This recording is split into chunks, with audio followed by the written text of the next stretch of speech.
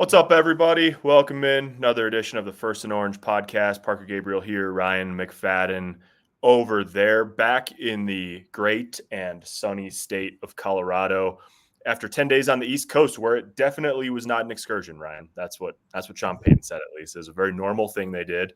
Broncos have never done it, but hey, listen, 2-0 on the road trip. And since it was kind of funny, like being out of practice yesterday on Wednesday as the work week got going, maybe a little bit of a different feel overall with the Broncos compared to the last time we saw them in Denver before they left on this trip. 0-2 going on the road. Didn't know really what to expect in West Virginia. Now you come back, the defense is rolling. They're 2-2. They beat two pretty good teams on the road. And all of a sudden, Ryan, back-to-back home games against division teams here. The season, I mean, it's not make or break 4 weeks in, but it just feels a little bit different than it did 2 weeks ago, doesn't it? Yeah, it seems like I'll say there's a lot more hope and optimism that there could be the outcome of the season could be a lot different than how it looked after the first 2 weeks of the year. And when you look at the schedule, you got the Raiders on Sunday.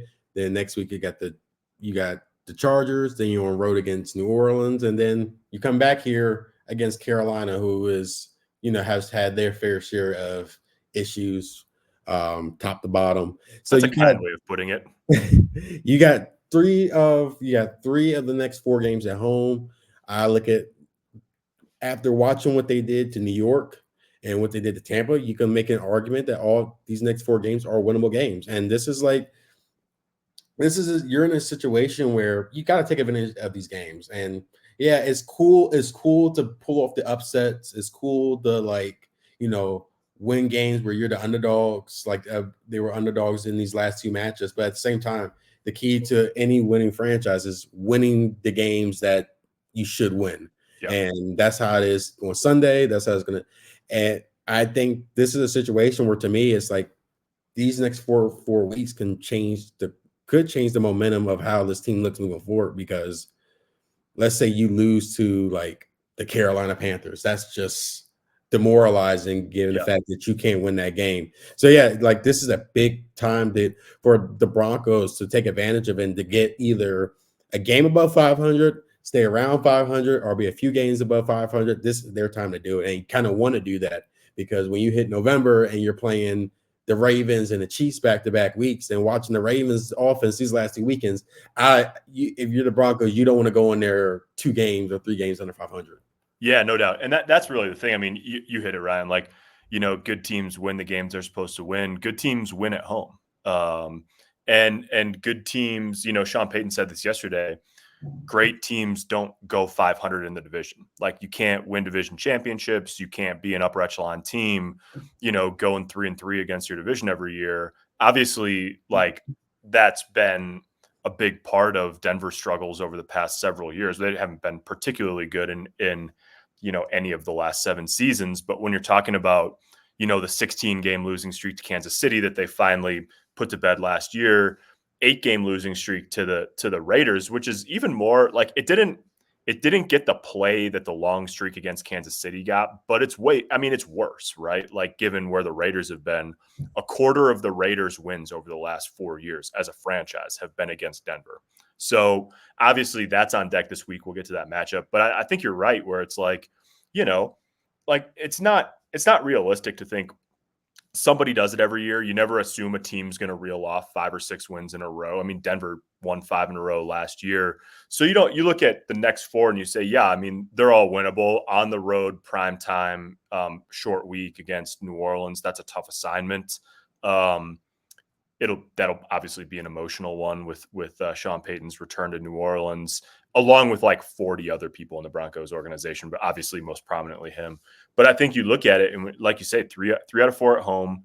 The division teams like the Chargers, I think, are good, but they Herbert's been banged up and they have questions. Both their tackles are out right now, so they're just a lot of it lines up for the Broncos to make a little bit of noise, and then the question becomes can they actually do it? And that's obviously what we'll find out over the month of October, which Sean Payton said today, is you're going to learn a lot over this month where teams sort of, get out of the early stages of the season. There's 13 teams in the NFL that are 2-2 right now.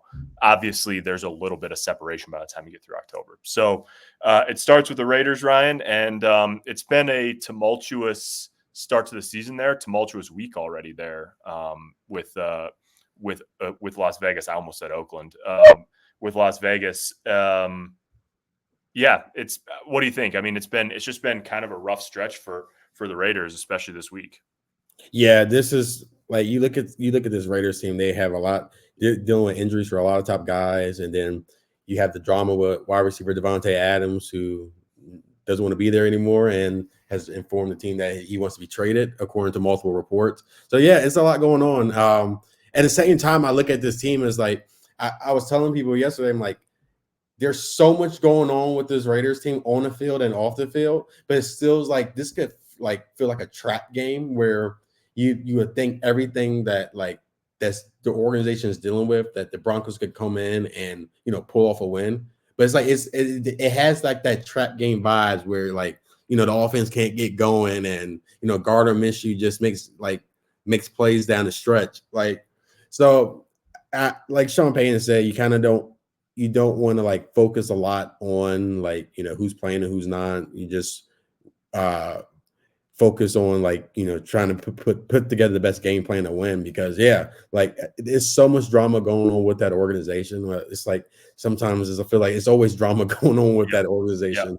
But at the same time, it's like, man, like the Broncos do look like really pretty big favorites here. At the same time, it's like this is like it just has that vibes where it's like the Broncos just fall into a trap and just lead to disappointment. It's kind of funny because like there's no way, given where the Broncos have been for like the better part of a decade, there should be no such thing as a trap game, right? Like other teams should be getting trapped by them. And yet like you can't, it's sort of funny. The way I've been putting it is like, I think Broncos fans have become a little bit conditioned over the last several years when you get in a situation like this, where it's like, okay, you won 2 games in a row, you're back to 500. You've got 2 division games coming up. You've got this stretch of 4 where maybe you can, make some hay. And it always seems like you're waiting for the next the other shoe to drop, right? Or like how is this going to turn into disappointment? And that's real to me. Like that's the trap, right? Is when Sean Payton talks about sort of like knocking down doors or making progress, just at a franchise level. From a culture level, a locker room level, like this is sort of, I think, another step on that journey where it's, okay, you've put yourself in decent position. They're not world beaters. They're not doing a lot offensively. They're not a great team. But you have sort of scratched your way to this point where now you get a chance to step on the gas a little bit. Can you do it? The opportunity is there for you to do it. And so that's sort of, to me, that's the hump that they're trying to get over this week. It's not just beating the Raiders for the first time since the franchise has been in Las Vegas, but also like, hey, listen, it's you set it up for yourself now, right? Like you won 2 games on the road in a row. Now go make it count. And that's, there's so much season left. If they lose Sunday, it's not like all hope is lost or anything like that, obviously, but the schedule gets tougher in the second half. So this is a time to make noise. I just on Davante, just for a minute, it's very interesting. Like the Broncos, obviously they've already played the Jets. They could end up facing him, I guess, down the stretch if he were to end up in New Orleans instead, if it happens in the next couple of weeks. But like all of this happened pretty fast, Ryan, where it was like, he'd been saying for a while that he didn't want to be traded. And then like he's one of those guys too, that every time he talks, he's a fascinating guy. He's smart. He's so thoughtful. Obviously he's a hell of a player. And he sort of was like, the way it was phrased was he told the team he preferred to be traded. Like it didn't have to happen, but he preferred it. And then over like 48 hours, basically it was like, oh no, actually trade me as soon as possible. And then this morning it was, and if you wouldn't mind, like to the Jets, please. So it's sort of like, it seems like it's really escalated. There's a whole thing with Antonio Pierce liking the Instagram post speculating as to whether it was Davante's last game in in Vegas. Like, it just has turned into a mess pretty fast, which is remarkable considering the last time we saw the Raiders, it was Antonio Pierce putting a stamp, an exclamation mark on getting the full-time job in week 18 last year, winning the last game of the season, which funny enough, like put the Broncos ahead of them in the draft order and all of that. But like the road got tough for them pretty quickly. Yeah. And kind of it's someone like Davante Adams is always a guy that, like, people wanted this, like, thought he would ask for a trade, needed the Raiders would consider trading him, given the fact, like, the state of the organization. Like, there's been times during his time there where he expresses displeasure, whether it's targets, whether it's the success of the team. So it kind of it always felt like we were getting to this point, and now we're here. And yeah, like I can see the Jets and the Saints as realistic options, just because he has familiarity with both quarterbacks in New Orleans, Derek Carr, and obviously with Aaron Rodgers and what they did together in Green Bay. And I wouldn't be surprised that the Jets figure out the way to team those two up to kind of like improve their offense even more. And so I wonder, like, I would assume at this point they would have to try to get something done before the trade deadline in November. One team I wouldn't mind seeing him on, like, it'd be interesting to see him on, is the Baltimore Ravens. At the same time, I'm kind of like, the way they orchestrate their offense, I don't know how happy he will be if he just, watching Lamar Jackson and Derrick Henry run the ball a combined like 45 times a game. So that, like, I know that's always when it comes to like the Ravens, they always say, like, Lamar's one X receiver away from, like, from that offense, like, truly taking off. At the same time, like, they love to run the ball so much. So how would, like, someone like Davante Adams fit into that? But outside of that, I can really see the Jets or the Saints as realistic options. Yeah, and I mean, Kansas City makes so much sense on paper, Yeah. especially if it turns out. I mean, they already lost Hollywood Brown for the year, Rashee Rice. Like, he has a knee injury. It's sort of strange. Like, he has a knee injury. It was reported pretty early on that it seemed like it was probably an ACL done for the year. Now at least as far as I know, Ryan, I haven't seen. Then there was some like, well, we're not quite sure, which does happen. Sometimes you have to get in there and look and really figure it out. But it's very possible that he's also done for the year. And so, like, he would make a lot of sense. But Davante makes a lot of money, and he's got a big base salary. And so anybody that's going to trade for him has to have a pretty large amount of cap space. I think right now he's got like $14 million left that's owed to him. Obviously, it drops a little bit every week. So going to be fascinating. Kansas City would have to move pieces around and money around in order to make it work. So remains to be seen if that, if they end up players. At this point, it doesn't seem like it, but things change fast in this sort of regard. It's too bad that we won't see Davante Adams against Pat Surtain, because that's just like basically best on best in the NFL when both are right. Davante also is dealing with a hamstring issue, which I think is like the technical reason that he won't play this weekend. But Ryan, it's sort of like all of the recent years Raiders boogeymen are not, or at least possibly not, going to play in this game. Josh Jacobs, who's owned the Broncos, plays in Green Bay now. Davante doesn't sound like he's going to play this weekend. And then the last piece of the puzzle on that front is Max Crosby, who's also dealing with an injury. Didn't practice Wednesday, didn't play last week. You have to imagine, given that he has a sack in 9 straight games against Denver, that he will do anything he can to try to play in this game on Sunday. Oh yeah, most definitely, because like you hit it on it, the success he's had, and then you're going after a rookie quarterback, so you're trying to, like, test him a little bit. If the Broncos are, if Max Crosby's not going to play, like, that's a huge bonus for the Broncos as well, especially for Bo Nix. Like, you're still waiting for another, like, signature game from him. You saw what he did against Tampa Bay. Like, you're still waiting for, like, another one of those to kind of, like, where he can start stacking up those games. And facing Max Crosby, certainly doesn't make it easier. So it'll be interesting to see, like, the Broncos are without, like, if the Broncos are facing the Raiders without the guys that that tour, like, has given them issues for years, like, that's a huge plus. And that also too puts them that puts the odds in their favor as well. Yeah. Let's talk. Obviously, Gardner Minshew has been the guy so far for the Raiders. Mixed results. It's going to be interesting. This is an opportunity to where the Broncos defense is off to such a good start under Vance Joseph. So I guess let's go through a little bit of that, Ryan. What has stood out to you? Because every time I think like, okay, well, that the secondary's played really well. The defensive line's played really well. Obviously, defense it's about complementary football from level to level, and every level helping the other ones. But if you were to say, hey, why is this defense good? It's like a 10-minute explanation. It's not because they have a Max Crosby type pass rusher dominating, and it's not just because of Pat in the way that he's played against 4 top receivers so far. They really are sort of getting contributions from just about everybody, seemingly, that they roll out there at this point.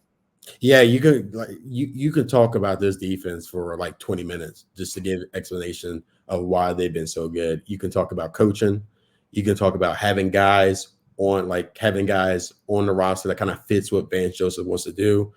You can see the different pressure looks, how they've been able to like keep offenses off balance. It's just been incredible to watch, especially when you go back and watch the film and how they provide different looks. And there was times when you watch that Jets game where Aaron Rodgers, and this is a guy like Sean Payton said, he hardly gets sacked, and he's good at making pre-snap adjustments, good at getting the ball out, so it makes it hard to create pressure on him. And there's times where he's just getting blindsided and he's just getting hit, and he doesn't even know. Like the very first play of the game, Justin Sherrod sacked Rodgers, and he did not see him coming. I'm like, wow. And that's just a credit to Vance Joseph and being able to get the best out of the talent that is on the roster. They don't have a Von Miller on this team. They don't have a Bradley Chubb. They don't have those premier edge rushers like we've seen different across the league from other teams. It's just to me, just look at a guy like Vance Joseph just figuring out what he has on the team and trying to maximize their best of their abilities. And one thing here is like when you look at the way how they've been able to create pressure, how they've been able to generate sacks. And I think the part of it is the secondary. Yeah. It's where you got Riley Moss, J Mac, and Pat Surtain. They're blanketed defender opposing receivers down the field, and it creates enough time for Zach Allen to fight off a couple linemen to get home. It allows time for like Nick Benito to get pressure to force an incomplete pass. So those guys are creating a lot of where when a quarterback looks down the field, and you saw in the Tampa Bay game where there's times where Baker Mayfield tried to look downfield for his guys, and he just couldn't throw it to him. And next thing you know, is Nick Benito coming in off the edge to generate some pressure off of him or force him out of the pocket to try to scramble. And that's been the key right there. It's like the way Riley Moss, the way he's played this year has helped this team tremendously. Like, you know what you're going to get from Pat Surtain. Yep. This is what we've seen from Pat Surtain, and like we've seen it throughout his career. It's just, to me, he's just taking it to a whole nother level. Like Pat is Pat, but the way Riley Moss has played has been tremendous. Okay, he's been physical. He's been playing. He's been providing solid coverage, and like I said, that right there has given the D line the time it needs to get at the quarterback. And that's been the key, because when you look at last year, the way when they had Damari Mathis around this time, teams were able to get that ball out quick because they knew they can test them. They knew they can beat them. Now it's different. Like you look down the field, it's hardly anyone open, and that's just a testament to those guys in the secondary. Actually, for some of those guys, like especially Riley Moss, playing a lot better than probably some may have expected. Yeah, definitely. And I mean, you saw like you wrote about this on Tuesday, I think, the first play of the game, they send the house and they blitz 7, Vance sends 7, and they get a free runner with Justin Cernat, who gets a sack on literally the first defensive snap he's played since 2021. But part of that is that they played 0 behind it, right? It was just man across, one-on-one with the 4 Broncos defenders left. And so like that, I mean, I think that speaks to, you can't play that way all the time, obviously, but I think it speaks to the trust that Vance and Jim Leonard, the secondary coach, like that they have in their guys to play on the back end. That you can mix it up, and you have to be able to, in the NFL, like you have to be able to rush the passer with 4, which they've been able to do so far. But also when they don't, when they decide to bring pressure, that they trust the back end to hold up. And then simultaneously, when you simulate pressure and you show blitz and then you bail out of it, then you can still get home with 4, especially if you can create a one-on-one for JFM or for Zach Allen, Zach Allen's, 15% pressure rate through 4 weeks, and he's playing virtually every snap on the defensive line, is really impressive. And then, also you have to stop the run in the NFL. Like you have to be able to stop the run. And they got really leaky in that third quarter against Seattle. It's one reason why they lost that game. But other than that, they've been pretty darn good against the run, certainly much better than last year. So, said we could talk about it for a whole episode on all the reasons why the defense is off to a good start. That's just a couple of them. So then, Ryan, what does it take? Obviously, it's kind of funny, actually. I was in the locker room yesterday and I asked Zach Wilson as I was walking by about if that looked familiar at MetLife, the rain. And he was like, oh, it's like that all the time. And he said, he's talking to guys before the game, Jets people before the game. And they were like, did you tell them that it's like this all the time? And he was laughing about that. And it's one of those things where, you just, I think the conditions were worse than they appeared to be on Sunday in New Jersey, but that also they had -7 passing yards at halftime. So assuming the weather is better than that this weekend in Denver, it's looking like a nice weekend. What do the Broncos need to do? Because when you listen to Sean Payton and Bo Nix, it's like they want to get back to the rhythm passing game. That seems to be where where their minds go. But I think when you ask around, hey, what do they need to do? It's play from under center, run the football, all this stuff. So what is the recipe for this offense to try to help, Bo Nix continue to get a little bit more comfortable and a little bit more efficient each week? I think it starts with continue to build on the consistency in the run game.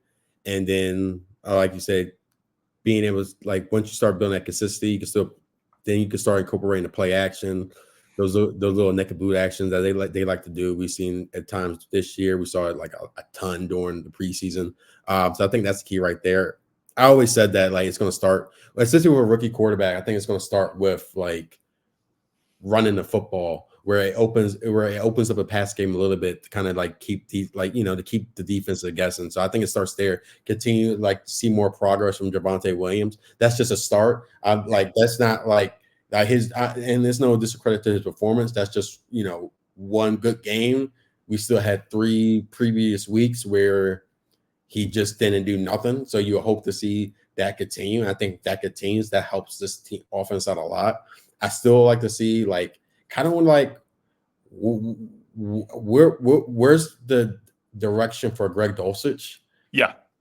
That's probably one of my things I'm worried about, is because you saw in training camp what he can do, and that's practice. But you kind of what I mean by that, you saw how the offense looked and how they ran with him on the field and what they were trying to do with that. And so far, you had not seen that just yet. 5 catches for 28 yards through 4 weeks of football. So you kind of want to see that as well.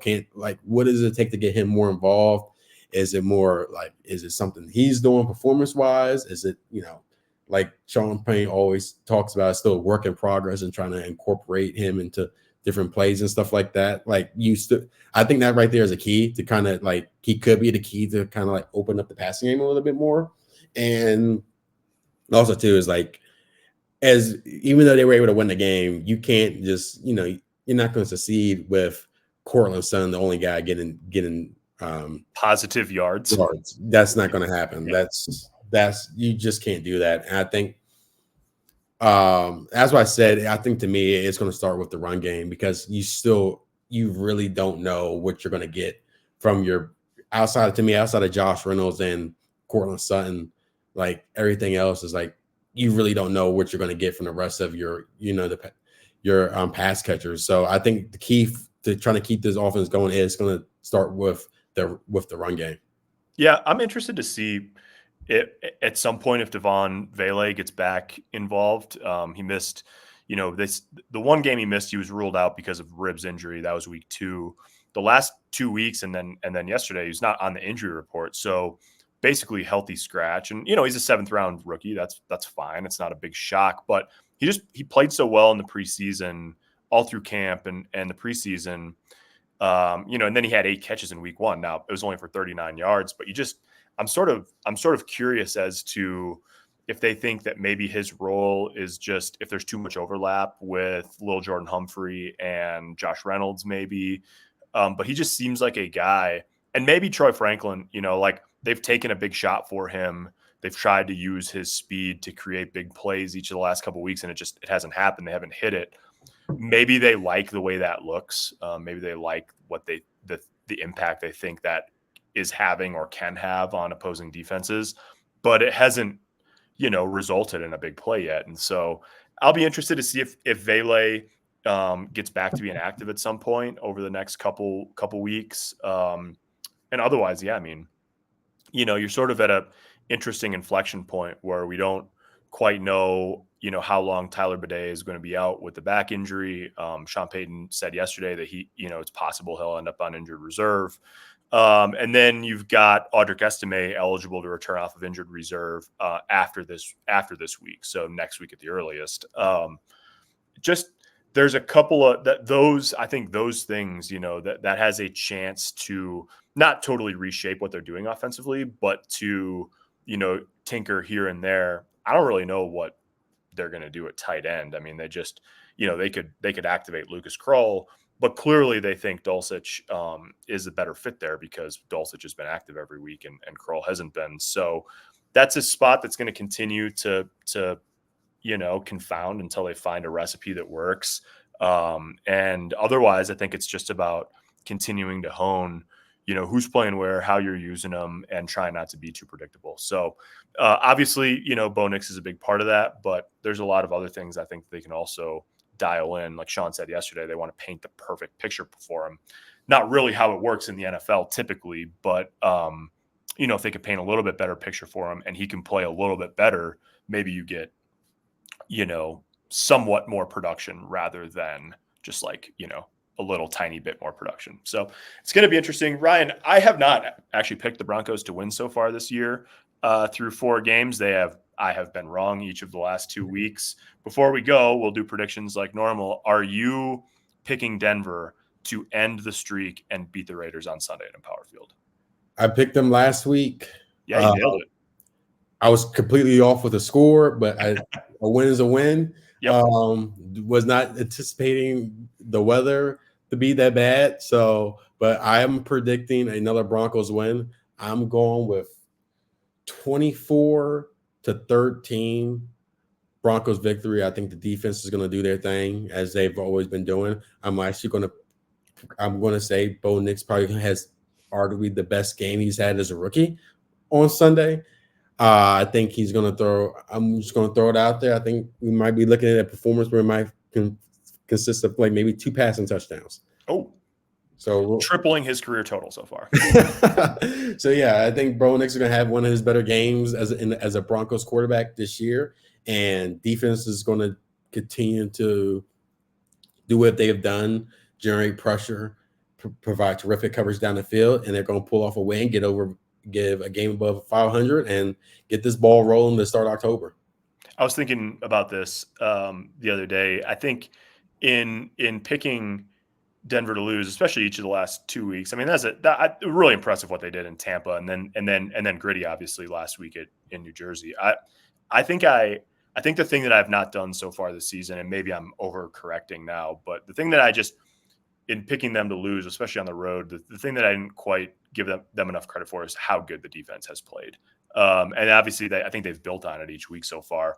And so I agree with you. I mean, it's the kind of game they should win. And, it doesn't mean they should blow out the Raiders or whatever, even if Davante doesn't play and Crosby doesn't play and whatever. Like, it's the NFL. Like, there aren't all that many blowouts, and this isn't an offense. I mean, they dominated Tampa, but it was 24-7, right? So, or 26-7. So, like, I think that they will win. I'm not fully convinced, but it's the kind of game they should win. The defense is playing at a high level. I don't think they can rely on the defense the entire year. Like the offense is going to have to win them a couple of games at some point during the season. But for now, the defense is playing so well. I think in good weather and at home, they get a little bit more done offensively. And so I'll pick them to win 20-13, similar type of game, Ryan. Maybe a little bit lower scoring. But yeah, and if they're 3-2 going into that Chargers game, I mean, now you're starting to talk about, hey, how far can you run this thing out? So going to be super interesting. Certainly the road trip has changed the complexion a little bit just of what it feels like around Broncos HQ and with the team. Obviously, we'll be there to cover all of it for you. That's Ryan. I'm Parker. All the latest, denverpost.com/Broncos. Thanks for watching. Thanks for listening. We will talk to you next week.